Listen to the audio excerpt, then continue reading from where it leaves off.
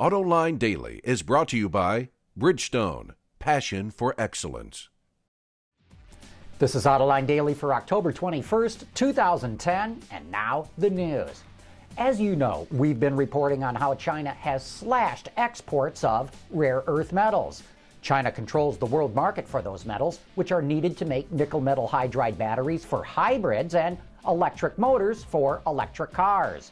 Now, Bloomberg reports that China says it will resume exports, but Japan says it's been cut off altogether. And the New York Times reports that China plans to cut off the U.S. and Europe, though China denies that.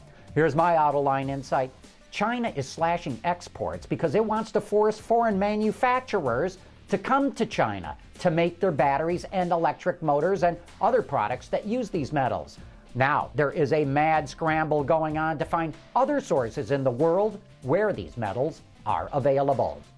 So what kind of money can you make if you are an automotive engineer? The Society of Engineers commissioned a study that found the mean base salary for auto engineers on a global basis is nearly $75,000. When you add in bonuses, retirement plans, and other supplemental income, that rises to more than $82,000. In the United States, the base mean salary is nearly $98,000, and with the bonuses and retirement plans, it rises to nearly $106,000. The average engineer covered in the survey is 44 years old. Uh-oh, not again. Toyota issued another recall, but the AP reports this time it's over brake fluid and fuel pump problems. The company is recalling more than 1.5 million vehicles worldwide, though mostly they're in the U.S. and Japan. The Avalon, Highlander, and several Lexus models are being recalled in the U.S. because a small amount of brake fluid could slowly leak from the brake master cylinder. In Japan and other markets, Toyota and Lexus models are being recalled due to an electrical problem with the fuel pump. And over in China, Gasgoo reports Bentley is recalling about 100 cars because the retractable hood ornament may rust to the point that it will not retract in the event of a crash. Due to the sluggish economy, people are hanging on to their cars a lot longer, and that's helping auto parts stores. According to USA Today, the stock market is going crazy for the largest chains: Advanced Auto Parts, AutoZone, and O'Reilly Automotive. They're near 52-week highs. But hanging on to cars longer isn't the only reason for the increase in the business. With the big three closing many dealerships, people have turned to independent repair shops who get their parts from those stores. And more people are willing to repair their older cars because used car values have gone up. Chrysler's onslaught of refreshed product keeps on rolling. The company just released details about its overhauled Dodge Journey. The family-friendly crossover gets some major enhancements, including a retuned suspension, a brand new V6 engine, and a completely redesigned interior. It also gets some useful technology in the form of Chrysler's Uconnect Touch infotainment system. Under the hood, it's got Pentastar power in the form of a 3.6-liter V6 engine. It whips up a class-competitive 283 horsepower with 260 pound-feet of torque. A 6-speed automatic transmission is its powertrain partner. These are welcome upgrades, but the big news here is what designers have done inside. The cockpit is completely transformed, going from blocky and bland to swanky and stylish. Looks a lot like Jeep's Grand Cherokee interior, which is not a bad vehicle to copy. The 2011 Dodge Journey is more proof that Sergio Marchionne and his team are working their butts off. Look for it at dealerships soon. Boutique car builder Panoz is returning to Sebring to race its Abruzzi Spirit of Le Mans car. We first showed you this wild-looking vehicle whose design was inspired by the 1935 Delahaye several months ago when it was revealed at Petit Le Mans. The company is working on a full development program to get the Abruzzi ready to race next year.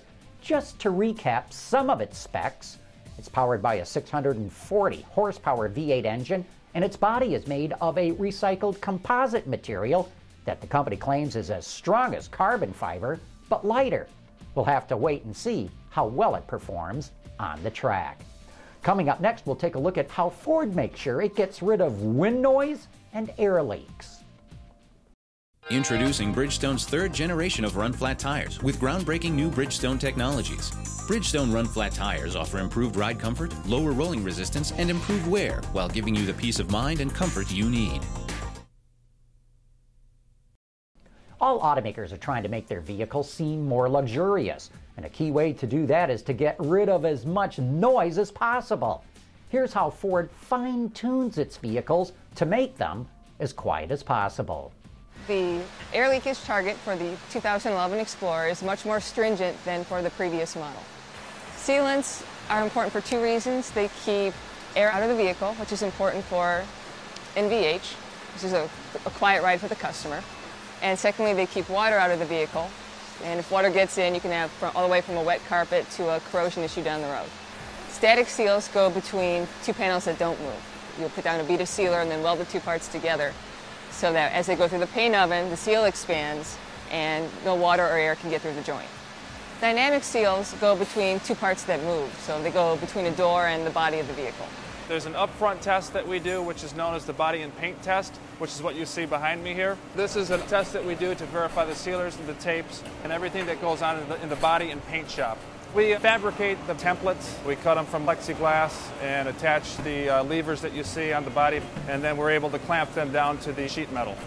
It's crucial that at this stage in the build for the Explorer that we hit our target. For example, if we don't hit our targets, it can cause issues with powertrain noise or with wind noise or with road noise. Our machine is capable of both pressure and vacuum. We will put it in pressure and we can listen to air leaks on the outside of the vehicle because the inside is pressured. And then we also go around on the inside and we put it into vacuum. And then we can hear the air coming from the outside in, which is more so how the customer would experience it. First of all, we listen to make sure that our templates that we fabricated are actually performing correctly. So we go around the vehicle first and we listen to our templates. Once we establish the templates are working well, then we go around and we look for actual issues. Issues that would potentially affect the customer down the road. And we document each issue that we find. We usually take a picture of it and we work that back with the appropriate team in order to get containment on that and permanent resolution so that we don't deal with this issue down the road. The new Explorer goes on sale early next year. Hey, don't forget to join us for Autoline After Hours tonight, live at 7 p.m. Eastern. Join me and the auto extremist Peter DeLorenzo for the best inside information of what's going on in the industry. Also joining us is Kevin McMahon from the Martech Group. One of the topics we'll be covering is how the California Air Resources Board overstated diesel emissions by more than 300% when it set its diesel emission standards. So what's going to be done about that? Tune in tonight to find out on Autoline After Hours. By the way, Frank Marcus is also going to be joining us. And that's it for today's top news in the global automotive industry. Thanks for watching. We'll see you tomorrow.